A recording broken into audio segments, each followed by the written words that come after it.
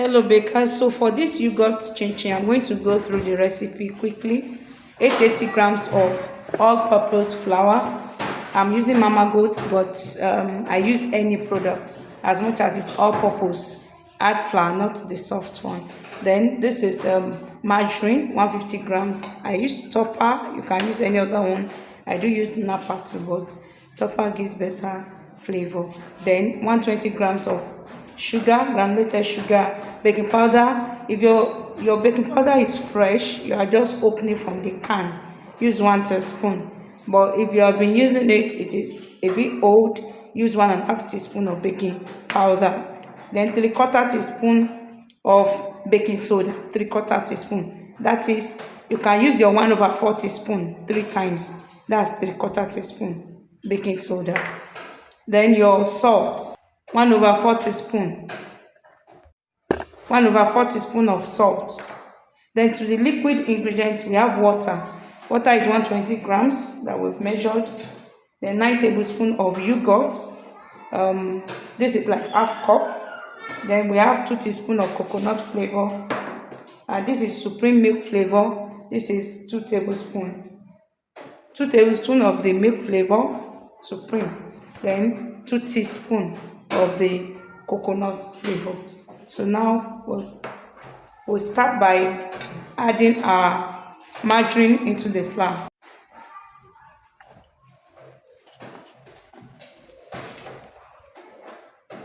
So you just want to rub it in till it becomes sandy in texture.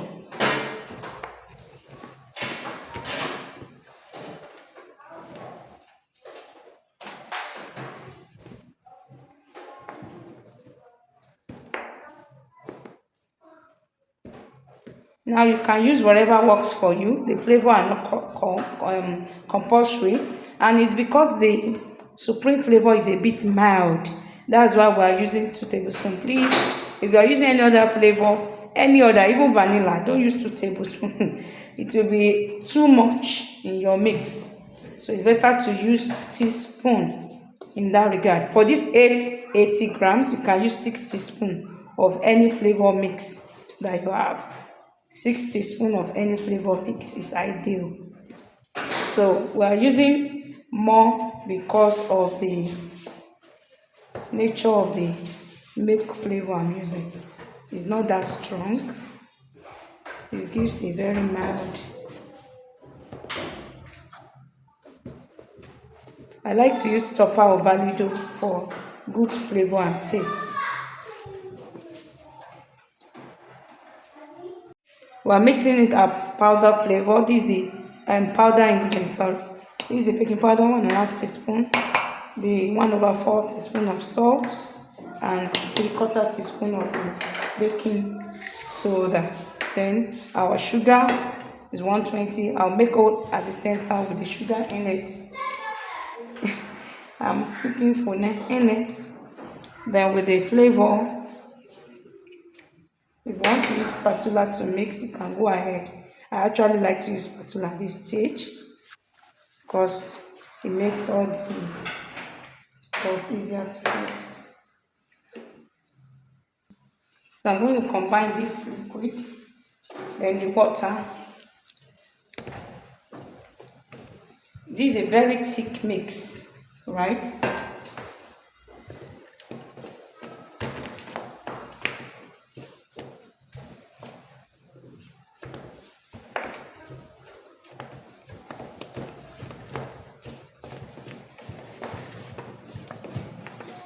So now I'm going to use my hand to go in.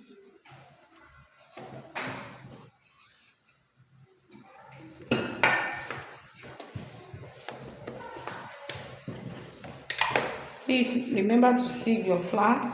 That's always the first step when you're making anything with flour. You use the sieve. If you don't know what that is in the market, you ask them. I'll show you.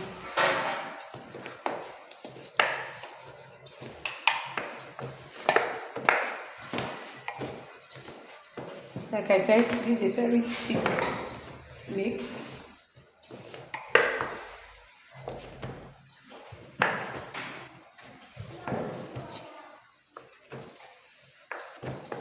should always pack the flour inside the chinchin.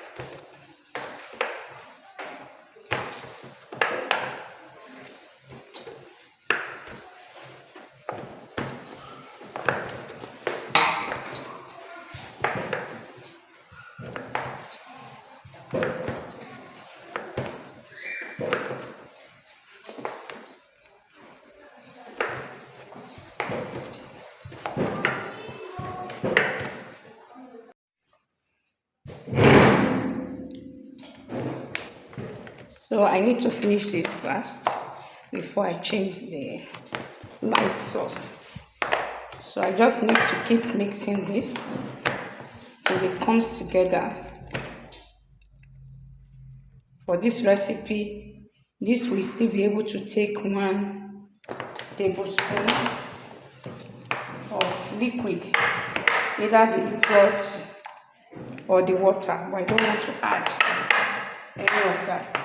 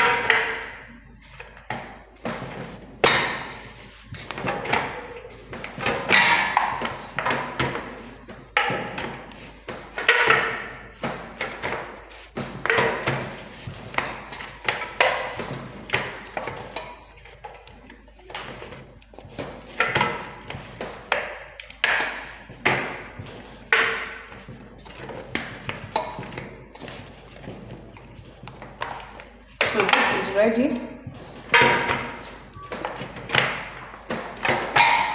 I really love the texture and all.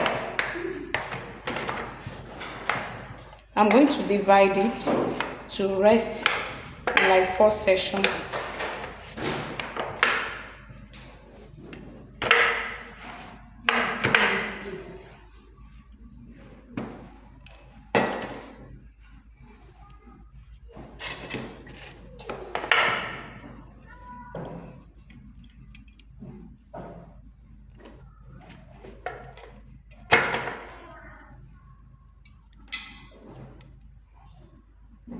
So when it's rested, we'll come out and roll it out.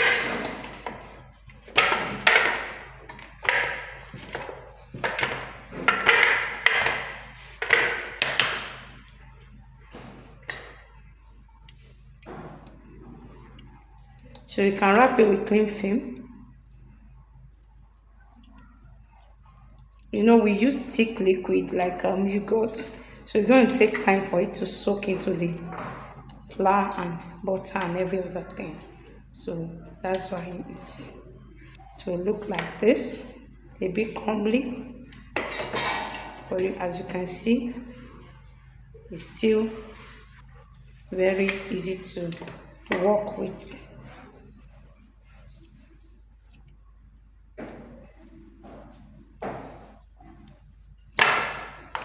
So we're going to let this rest. Alright, so when it has rested, you can see it's still pliable enough for you to roll out. It looks crumbly, but it doesn't mean it won't roll out. To roll out. So I'm going to roll that out now.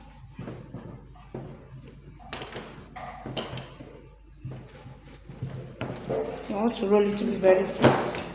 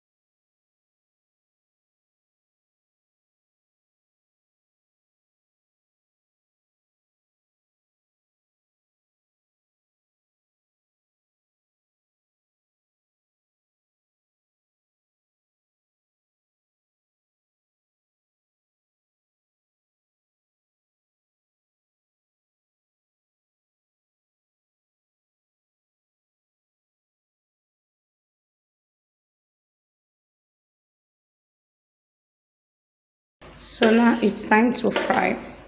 I'll cut every one of the batch like this. So we have been frying before, that's why we have the oil like this, and the flour is what you can see under the pan, but the oil is up here. So we're going to wait till it's hot.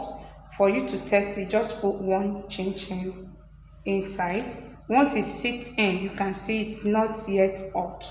So you wait for it to be hot. When it's hot, that will start frying and it's going to float on the oil. Then you know that your oil is ready. So you can see that this has started frying. So we're going to remove this and pour the batch inside the hot oil. And you can decide to wait and fry it. I don't want to fry the rest, and I don't want to wait.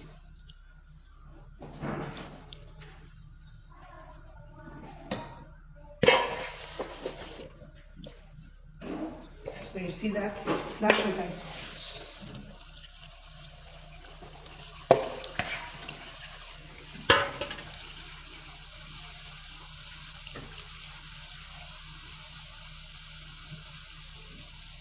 Now you don't want the heat to be too much, so I lower the heat just a little bit.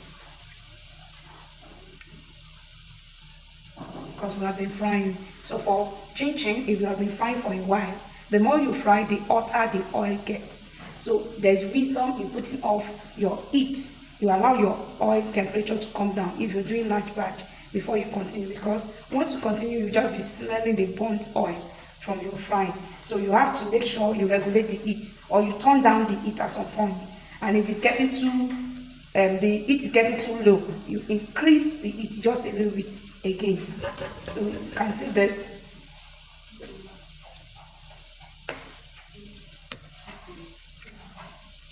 Because the heat should not be too low, it's going to make your chinchin to soak oil. So for now, we're going to leave it at this temperature and wait for it to be fried.